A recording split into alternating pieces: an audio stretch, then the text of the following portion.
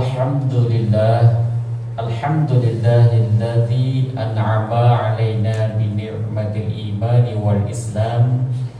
Asyhadu an la ilaha illallah wahdahu la syarika lah, wa asyhadu anna Muhammadan abduhu wa rasuluh. Allahumma salli wa sallim ala sayyidina Muhammad wa ala ali sayyidina Muhammad. Amma ba'du. Yang kami hormati Ustadz Syafruddin Maulana LCMA, yang kami hormati Bapak Ibu Jamaah Mushola Al-Mu'minun. Pertama, marilah kita panjatkan puji syukur kehadirat Allah Subhanahu wa taala. Bismillahirrahmanirrahim. Asyhadu an la ilaha illallah wa asyhadu anna Muhammadar Rasulullah. Raditu billahi rabban wa bil islami dinan wa bi Muhammadin sallallahu alaihi wasallam nabiyyan wa rasulan. Rabbi zidni ilma warzuqni fahma. Amin. Yang kami hormati Ustaz Syafruddin Maulana, dipersilakan.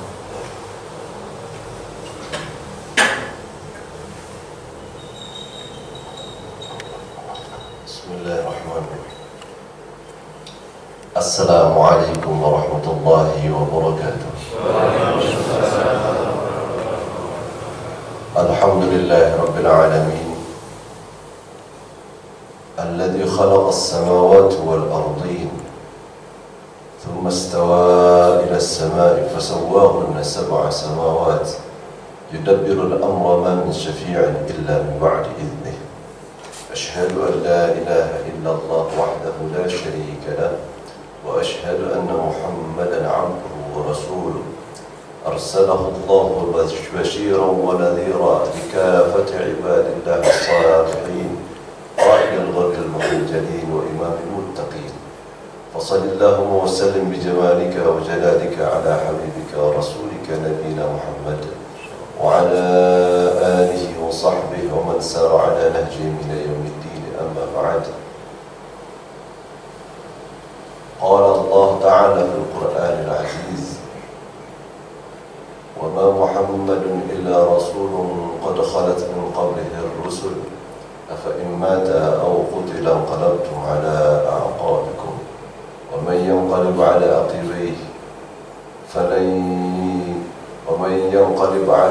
عقبيه فلن يضر الله شيئا وسيجزي الله الشاكرين.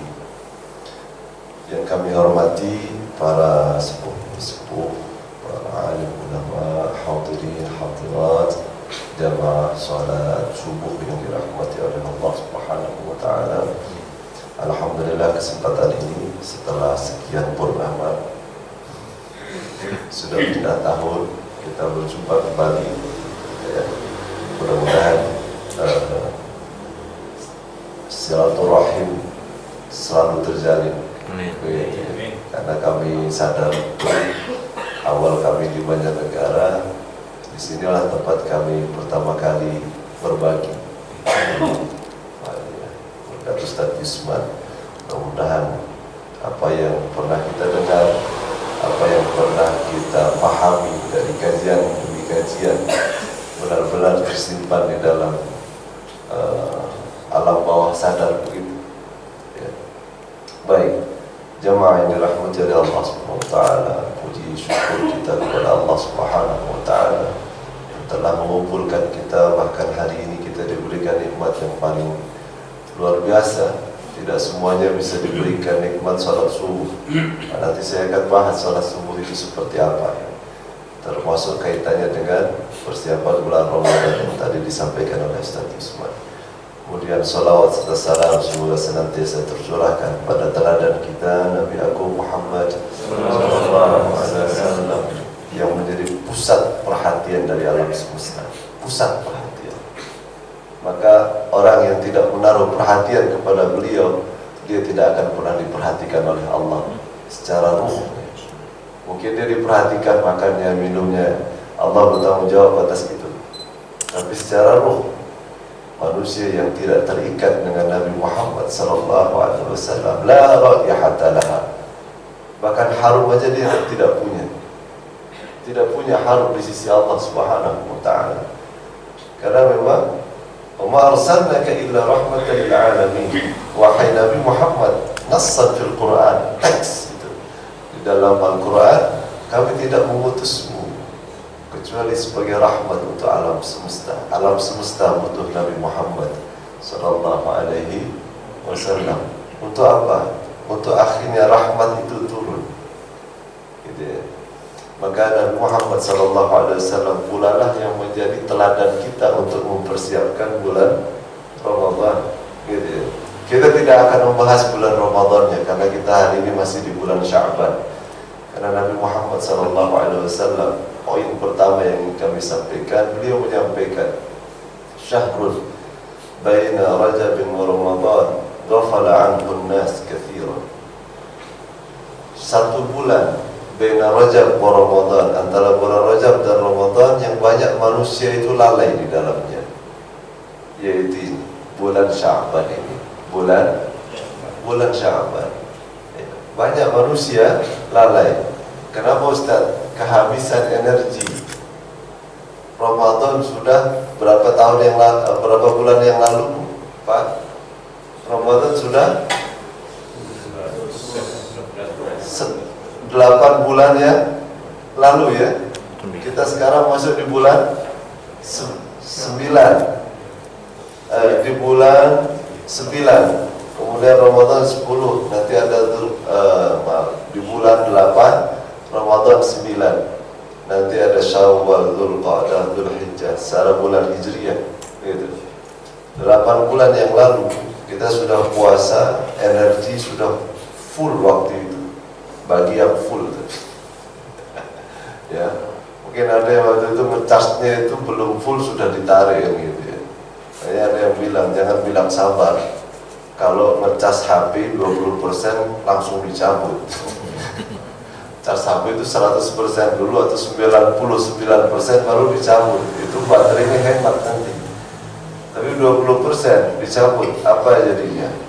Ketika sudah 5% bingung, nyari charger. Kalau nggak ada charger, nyari power bank habis, charger nggak ada, gimana? Bingung.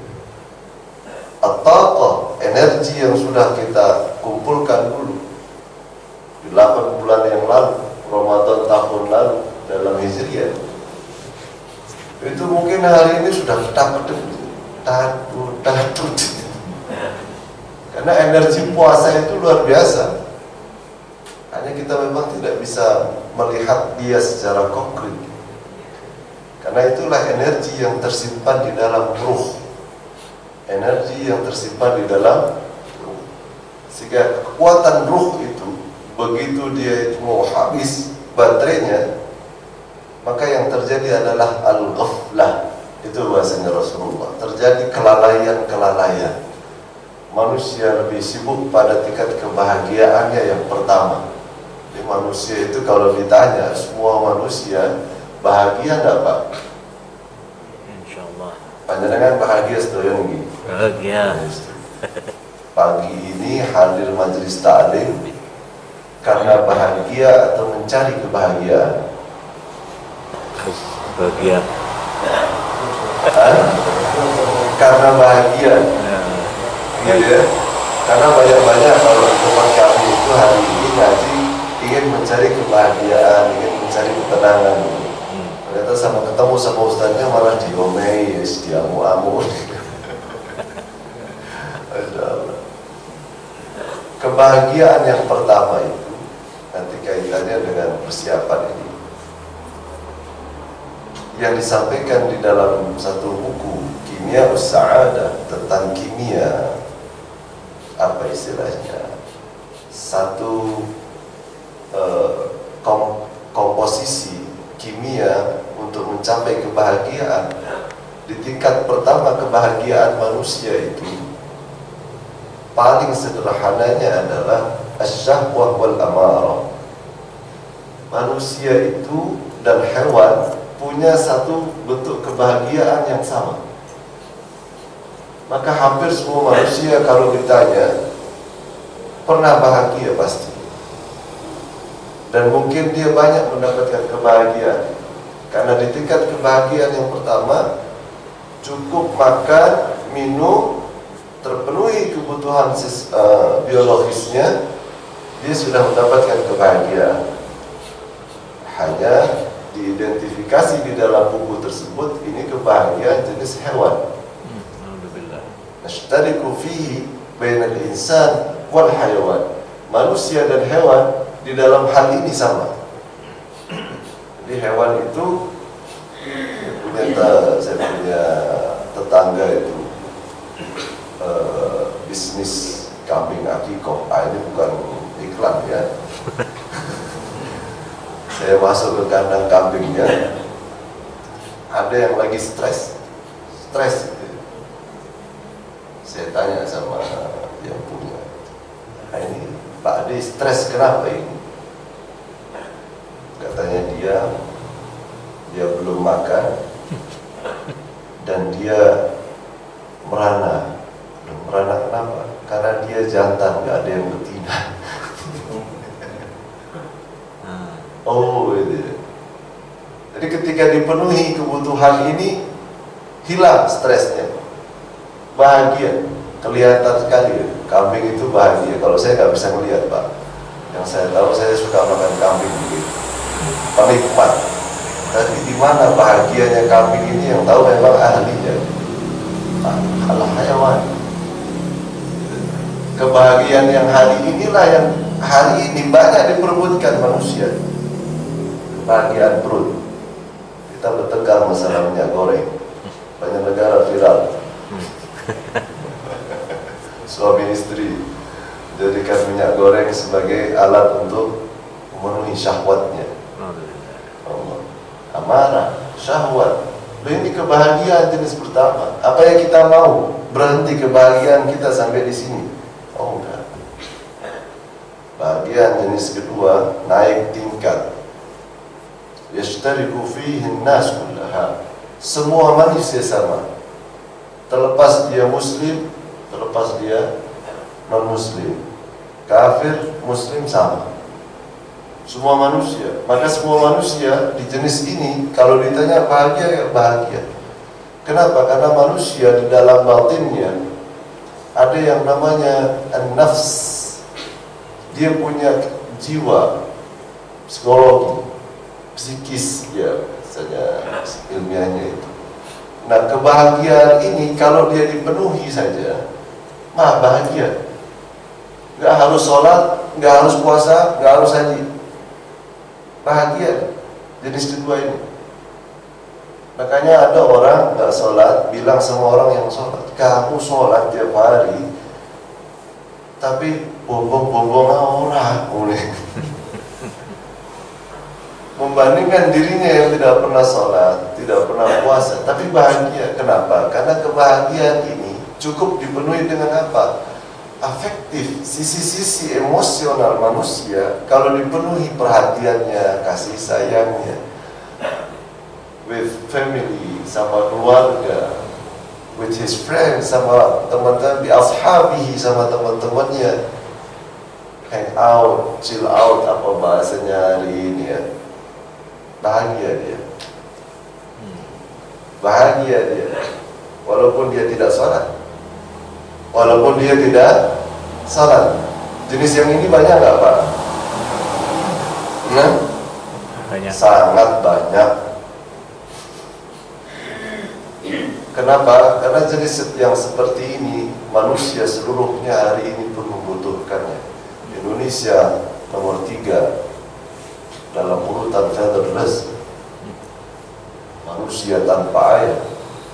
Maka pencarian untuk dia membahagiakan dirinya lebih kepada sebenarnya kurang perhatian, kurang kasih sayang, tetapi pelariannya pada hal-hal yang mungkin dia dapatkan kasih sayang di situ. Saya punya beberapa santri yang dulu suka mengkonsumsi obat PL gitu ya. Obat itu jenis obat penenang tingkat dosis tinggi itu. dosis tinggi. Kenapa? Karena dia bukan makhluk mati. PLC itu kan bukan makhluk yang tidak hidup. Dia hidup. Kita ajak bicara, dia respon. Betul? Kita bilang saya butuh perhatian, dia kasih perhatian. Walaupun nanti di akhir ada take and give. Yang saya ingin sampaikan Bapak-bapak, beberapa santri itu saya coba tanya, bagaimana masa kecilmu? Oh, Ustaz, saya jarang berjumpa dengan ayah. Kamu dikasih makan, saya dikasih makan. Bahkan hari ini saya dibuatkan kolam, tapi saya tidak, seolah-olah sampai hari ini ayahnya masih hidup, tapi dia rasakan ayahnya sudah mati. Wah, itu jadi tingkatnya agak tinggi itu, jabatannya itu lurahnya PL. Ayo waktu pengajian bersama, dalam satu pengajian ketemulah dia dengan konsumennya dulu, dengan PL-nya juga. Dalam satu pengajian reuni, alhamdulillah sekarang sudah ngaji semua. Hidayah, tapi itu berapa persen loh? Itu berapa persen? Gitu. Ini kebahagiaan jenis kedua, Pak. Gak usah sholat saya bilang untuk mendapatkan kebahagiaan jenis ini. Tapi pertanyaannya tadi, Muhammadun Sayyidul Kaunain, Nabi Muhammad SAW menjadi pusat perhatian alam semesta itu, apakah dia diutus oleh Allah hanya untuk mengajarkan kebahagiaan jenis pertama atau kedua? Itu pertanyaan mendasar, kenapa kita hidup ini? Karena pertama dan kedua ini, tanpa ada diturunkan Al-Quran, manusia dari dulu sudah bercocok tanam, sudah mengerti apa yang dia bisa makan. Ya, manusia itu dari dulu sudah ngerti kalau dia punya keluarga, dia sayang sama keluarganya. Ya. Maka Rasul itu diutus oleh Allah untuk mengajarkan kebahagiaan jenis yang paling tinggi. Kebahagiaan nomor 3. Kebahagiaan nomor 3. Sa'adatul ruhiyah. Kebahagiaan ruhani. Kebahagiaan ruhani ini gurunya adalah ruh. Gurunya adalah ruh juga, bukan fisik. Gitu. Jamaah yang dirahmati oleh Allah SWT. Maka Nabi Muhammad SAW visinya, penglihatannya adalah penglihatan yang sangat jauh sekali. Beliau menyampaikan wasya'ban, saya lanjutkan hadisnya tadi, wasya'ban, dan sya'ban itu turfahu fihi al-a'mal, semua amal manusia diangkat oleh Allah Subhanahu wa taala.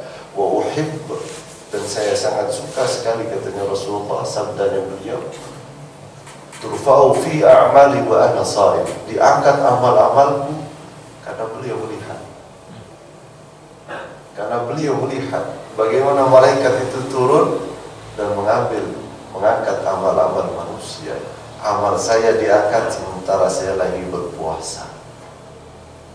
Maka di bulan Sya'ban beliau itu berpuasa hampir semua hari illa thalath. Dalam satu riwayat katanya Ibu Aisyah, kecuali 3 hari beliau tidak puasa. 1 bulan tidak puasa 3 hari. Itu di Sya'ban ini. Jadi sebagai bentuk satu persiapan yang sangat luar biasa untuk tadi mendapatkan kebahagiaan ruhani. Sebenarnya itu yang menjadi fokus kita di bulan Ramadan. Maka salah besar kalau Ramadan itu kemudian kita persiapan minyak goreng. Loh, iya Pak. Tapi mungkin berbeda dengan perusahaan-perusahaan, jajan-jajan dan lain sebagainya. Ya. Mungkin dia butuh minyak goreng dalam jumlah ton ya. Tapi masalahnya yang saya lihat itu yang berkonflik.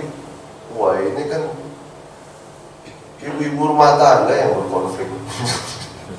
Lucu itu.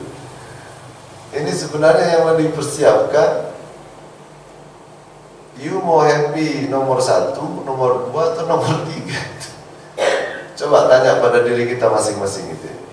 Daripada tanya sama rumput, dia pasti nggak jawab gitu. Apalagi rumput yang bergoyang, jelas nggak bisa jawab. 1, 2, 3.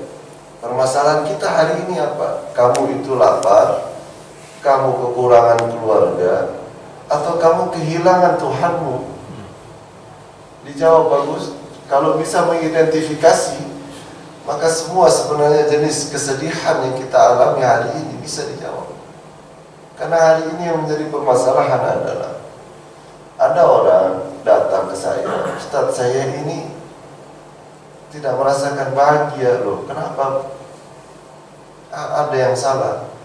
Anakmu bagus, banyak, 4 anaknya, kaya pula.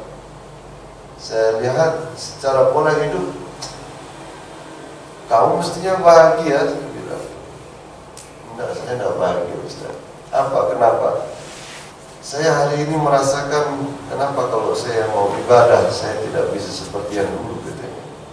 Dulu dia mengaji seperti apa, dulu baca Al-Quran seperti apa, dulu dia berzikir seperti apa. Tapi hari ini enggak.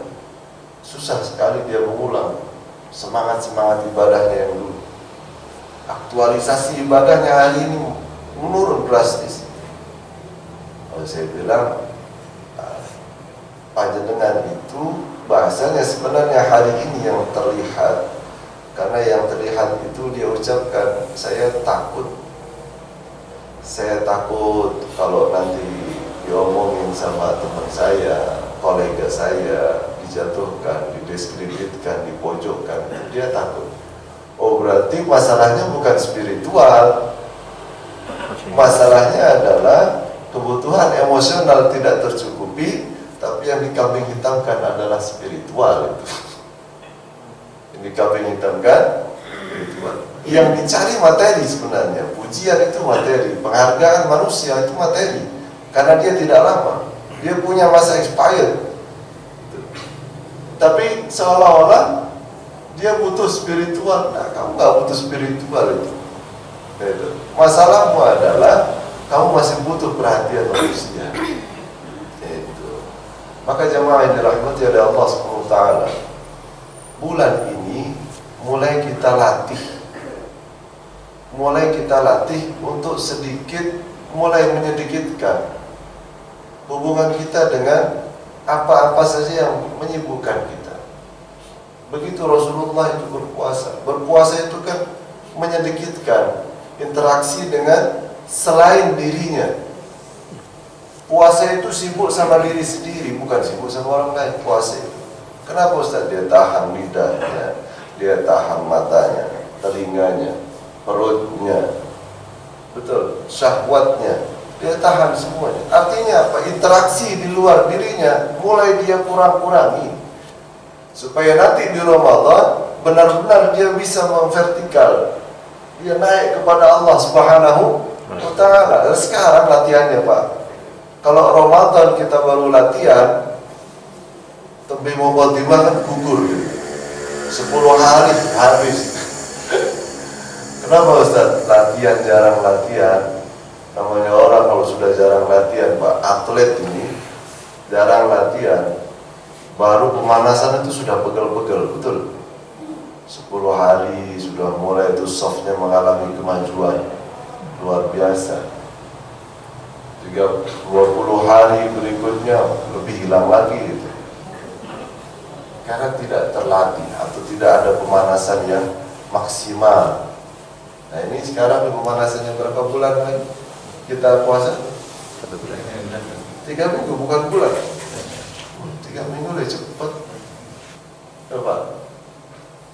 Alhamdulillah yang hari ini sudah bisa berpuasa Senin Kamis. Alhamdulillah yang hari ini sudah bisa berpuasa Ayyamul Bid, hari-hari di tengah bulan. Itu luar biasa. Overhaul, bahasa kesehatan itu. Overhaul. Dia mengembalikan vitalitas tubuhnya. Luar biasa yang diajarkan. Itu dikenal di dunia kedokteran. Tidak ada yang bisa mengembalikan, mereset kembali fisik ini selain puasa. Itu dibuktikan oleh para dokter. Di sini ada yang masuk di dalam kedokteran. Silakan itu dikaji ya. Itu kan luar biasa Pak. Tetapi sebenarnya efeknya adalah ketika manusia itu kembali masuk kepada dirinya, dia akan naik kebahagiaannya di tingkat ketiga. Karena dia sebenarnya lagi berdialog, lagi masuk kepada ruhnya sendiri. Kita jarang berbicara dengan ruh kita ini. Kita jarang. Bahkan kita mungkin tidak bisa merasakannya karena kita sibuk keluar. Gitu ya. Ini jemaah yang dirahmati oleh Allah SWT. Kebahagiaan ketiga, fokusnya di sana itu. Ini filosofi sebenarnya. Nilai filosofis.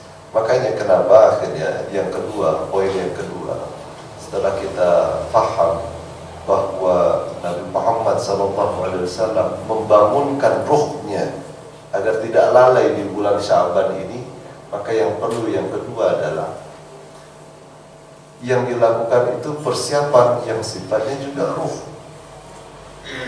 Persiapan yang sifatnya adalah persiapan rohani. Kalau tadi puasa, alhamdulillah kita ini jemaah yang dirahmati oleh Allah Subhanahu wa taala, diajarkan oleh Rasulullah sallallahu alaihi wasallam, mendidik ruh itu tidak boleh langsung.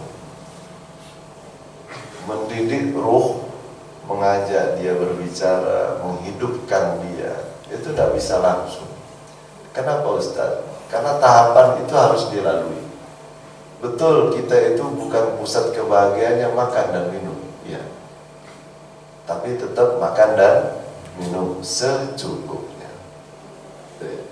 Betul, kita itu tidak melulu aja ya DKI di bawah ketiak istri untuk mencapai sebuah kebahagiaan, enggak.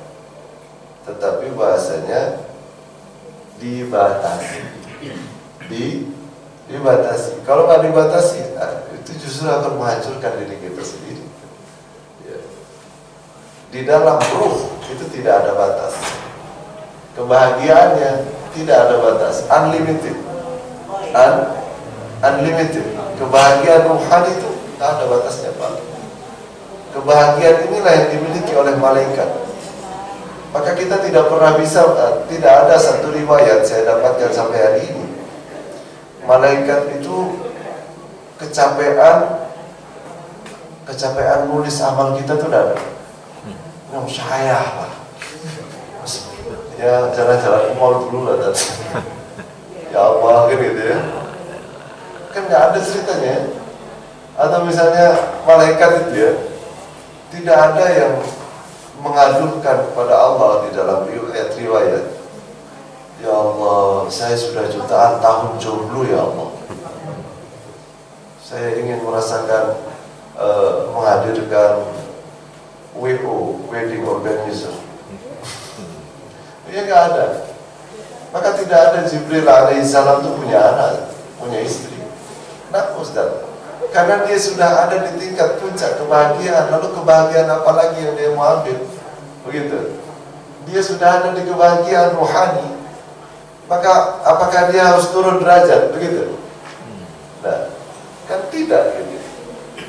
Tidak, dia tidak harus turun punya keluarga yang harus makan itu untuk bahagia. Nah, tapi kalau kita ini, karena kita ini masih berwujud fisik ini, gitu, maka dia harus tetap dipenuhi kebutuhannya, tapi bukan menjadi fokusnya,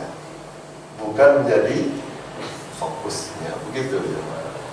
Jadi puasa itu tidak akan pernah membunuh manusia.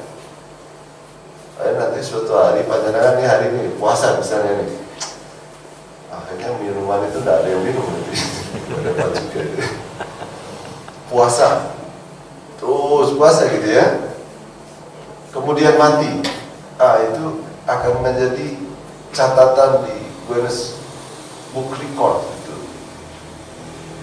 Menjadi catatan dunia, ada orang mati karena puasa Pak.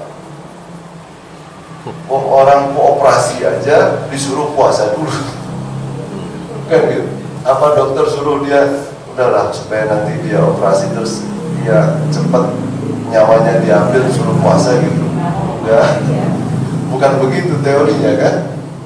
Justru itu memudahkan kembalinya sel-sel darah semuanya itu agar akhirnya pasca operasi penanganannya akan lebih mudah. Kurang lebih seperti itu teori di dalam kedokteran. Maka jenis persiapan ruh yang harus kita lakukan jemaah, karena kita ini juga adalah manusia yang lemah. Betul Pak ya? Aku bukan nabi Pak Ustaz ya, aku juga bukan malaikat. Siapa yang bilang kamu nabi? Siapa yang bilang juga kamu malaikat? Kamu tidak harus jadi malaikat, dan kamu tidak juga harus jadi nabi, karena pendaftarannya juga sudah nggak ada. Sudah ya nggak ada Ustaz. Kalau ada mungkin saya juga ikut daftar ini. Lumayan dapat tiket Isra Mi'raj jadi nabi dulu ya. Kan nggak ada ya Pak. Kita jadi manusia aja, benar. Jadi manusia yang manusiawi, manusia yang mengerti bahwa dia juga punya ruh. Maka Nabi Muhammad menyampaikan, karena manusia ini lemah, bangun malam sepanjang malam kuat nggak Pak? Kuat. Setiap hari kena tidur. Bangun malam setengah malam kuat nggak Pak? Insya Allah. Insya Allah. Setiap hari? Insya Allah. Insya Allah. Kenapa Ustaz? Karena sebentar lagi usia saya sudah sedikit lagi Ustaz. Lalu apa lagi? Kan begitu. Apalagi yang harus saya kerjakan ya. Jadi seolah-olah Nyun Sewu itu mudah-mudahan bukan dari bahasa gestur kurang kerjaan, bangun malam. Karena ada orang bangun malam, santri-santri itu bangun sepanjang malam tapi dureminan. Tapi ini kan juga bangun malam loh Tat. Iya. Saya nggak bisa ngelawan kalau sudah santri itu sudah seperti kekuatan yang absolut itu, sama seperti rakyat. Gitu. Jangan diganggu kebahagiaannya. Gitu. Hanya cukup didoakan. Mudah-mudahan ya Allah tunjukkan dia jalan untuk kembali. Dia juga bangun malam, tapi bangun malam yang berkualitas. Walaupun hanya sesaat, itu luar biasa. Itu hanya sangat luar biasa. Makanya Rasulullah SAW menyampaikan, man qama, siapa yang dia qama shalla salat al-isya jama'atan, dia bangun untuk salat isya berjamaah, maka annahu qama nisfal lail, maka seolah-olah dia telah bangun malam setengah malam. Salat isya berjamaah, salat isya berjamaah itu berat Pak, tantangannya luar biasa. Ya nggak Bu, ibu-ibu, salat isya berjamaah berat, pakai banget. Ya jelas berat Ustaz, satu syayah jelas itu ya. Saya dengan apa istilahnya, capek dengan aktivitas di siang hari. Dua sinetron bagus-bagusnya, godaan terpulang, drakor juga lagi bagus-bagus. Ya Bu, mana lagi putunya rewel, minta diboboin, aduh gitu ya. Godaannya berat, besar. Makanya wajar orang yang bisa sholat berjamaah dapat setengah kualitas dari malam. Karena banyak sekali yang harus dia korbankan, gitu. Ya.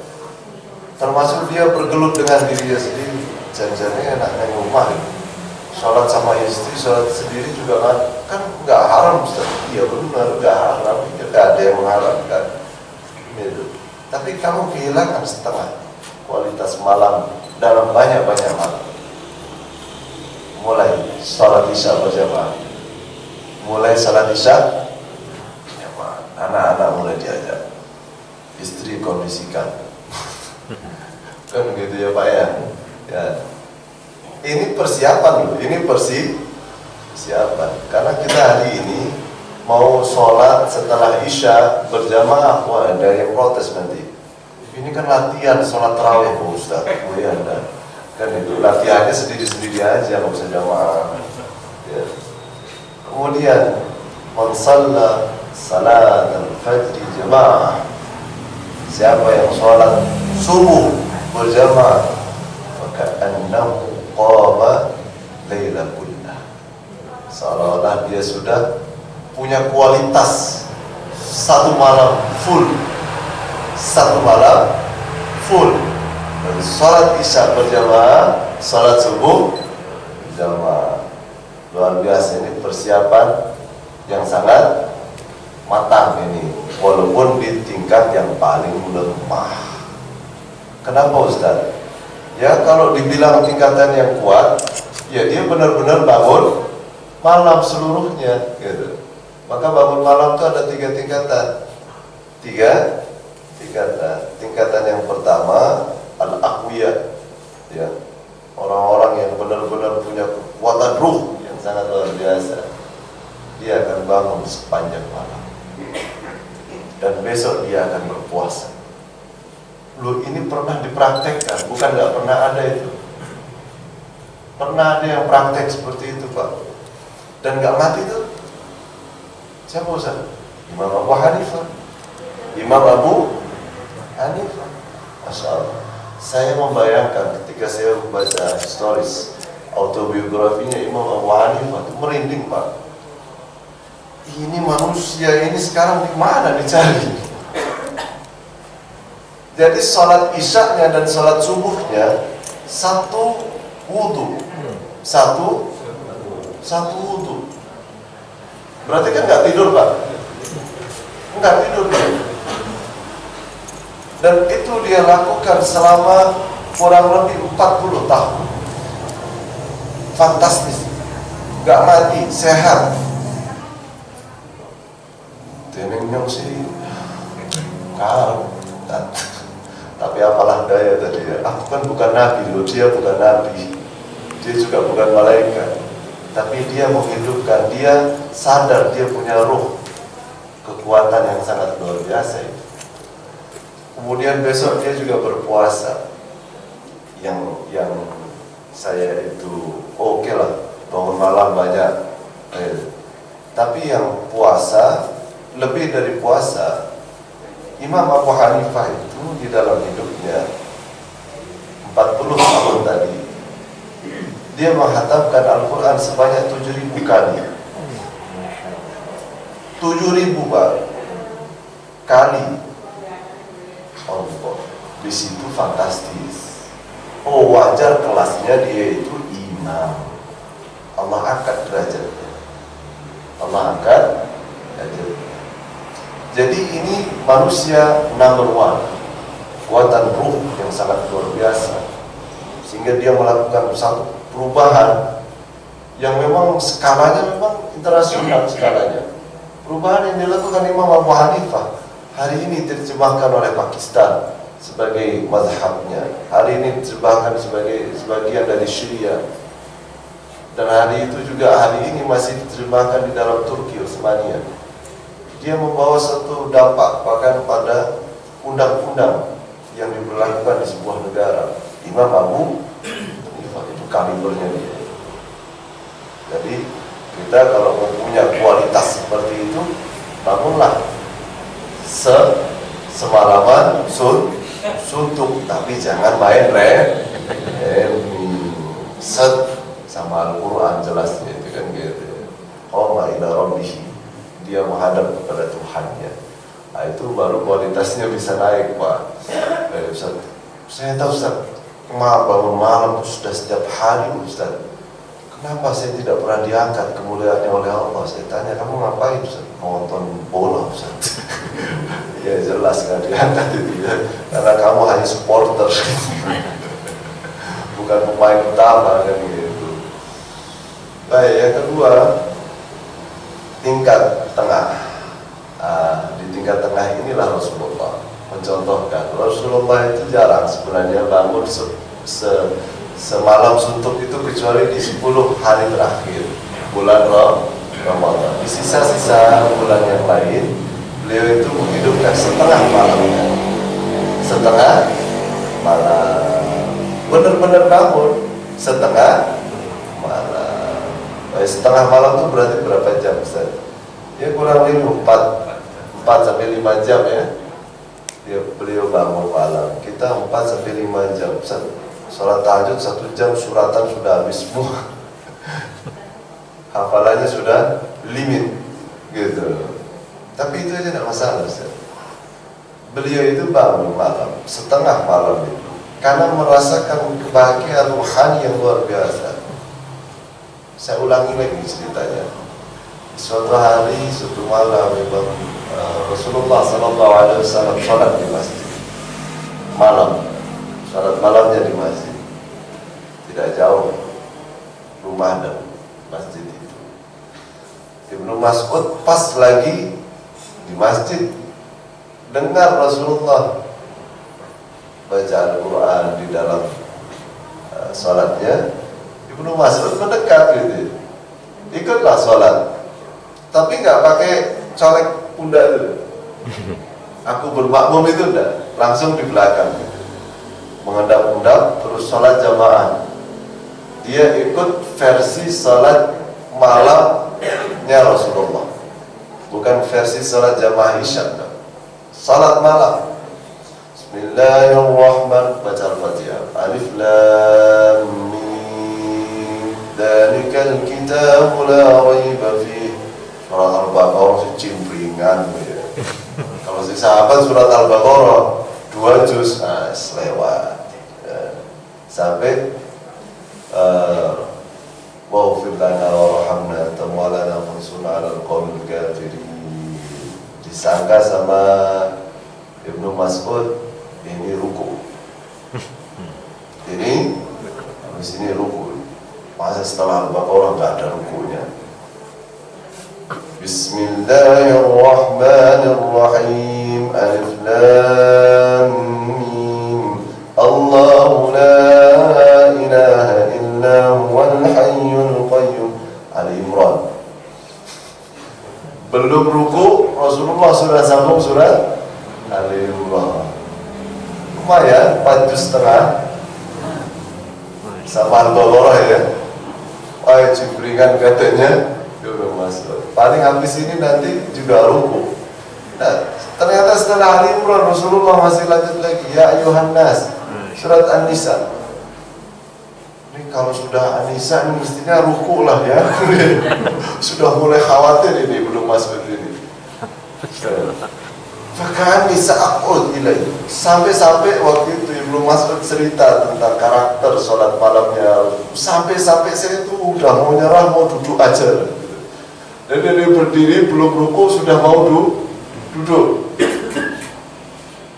Udah bergetar jelas ya kakinya. Apalagi kalau kita kan sudah pulang ke rumah ya besok-besok aja lah Rasulullah kan gitu ya.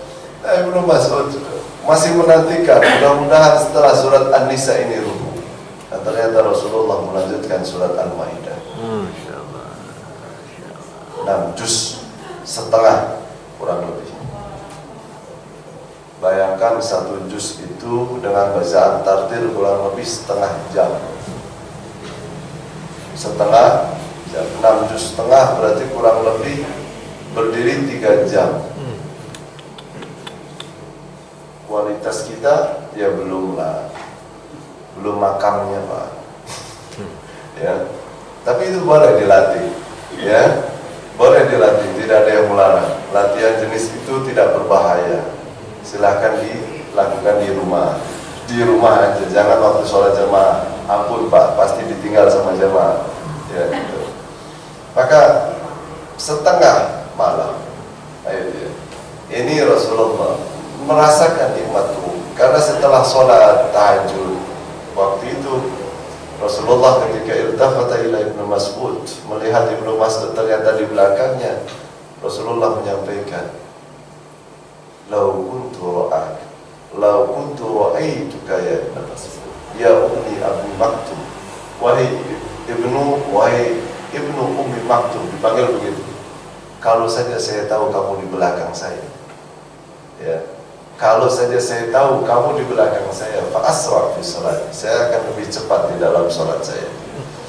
Jadi kamu ini sudah salat versinya Nabi. Kamu sudah ikut salat versinya Nabi. Ya Allah, Rasulullah, Ibnu Mas'ud juga gitu. Aduh, senyum saya tobat lagi. Setengah malam, oke, persiapan yang seperti ini silahkan dilakukan Pak. Tapi kalau memang kita ini bukan 2 kelas tadi, ya bangun malam dan bisa sepenuhnya atau setengahnya, oke, tingkatan paling lemah, tapi masih dianggap kualitas. Sholat isanya berjamaah, sholat subuhnya berjamaah, gitu kan? Itu sudah tingkatan kita ya.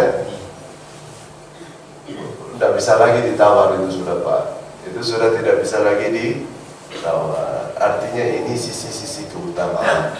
Sisi keutamaan. Dan mudah-mudahan kita itu dimampukan untuk sholat isya berjamaah, sholat subuh berjamaah, mulai lagi berpuasa, mengajak ruhnya untuk berbicara, berdialog dengan Allah Subhanahu wa Ta'ala. Kita mengerti setidak-tidaknya pengajian ini mudah-mudahan ada satu pesan.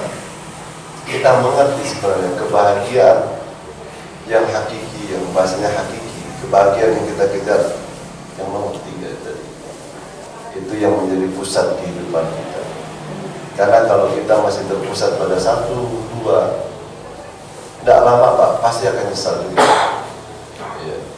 Karena ini juga tidak sepenuhnya atau tidak selama-lamanya dia akan selalu bisa makan makanan yang enak.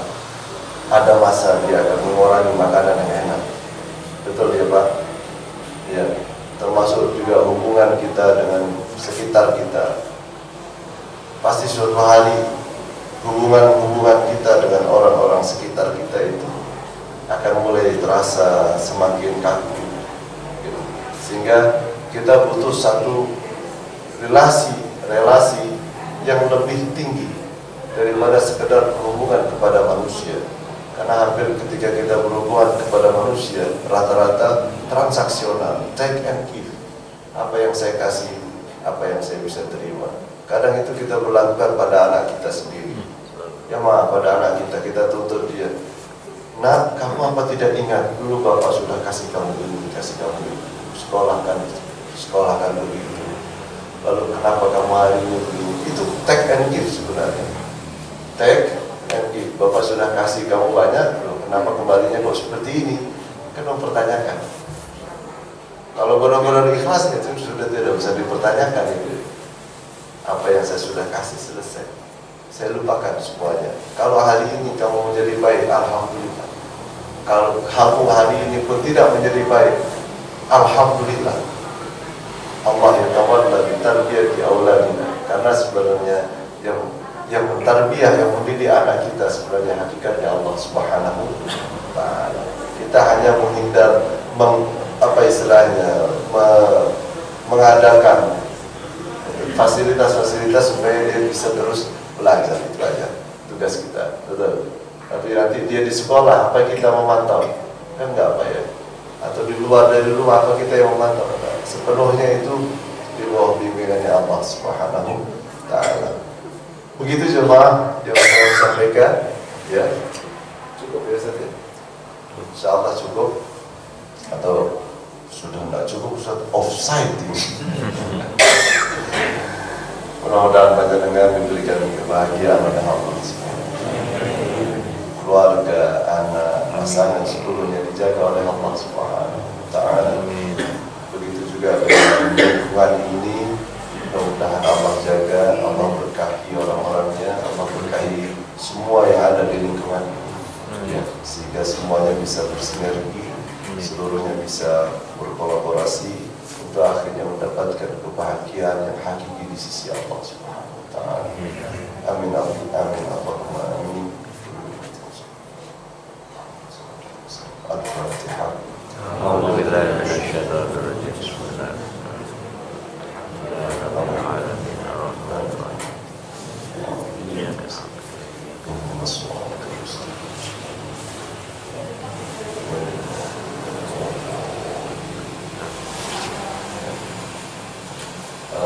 Demikian sekali lagi bapak-bapak, ibu-ibu jamaah yang dirahmati Allah Subhanahu wa taala, banyak kekurangan kami mohon dimaafkan.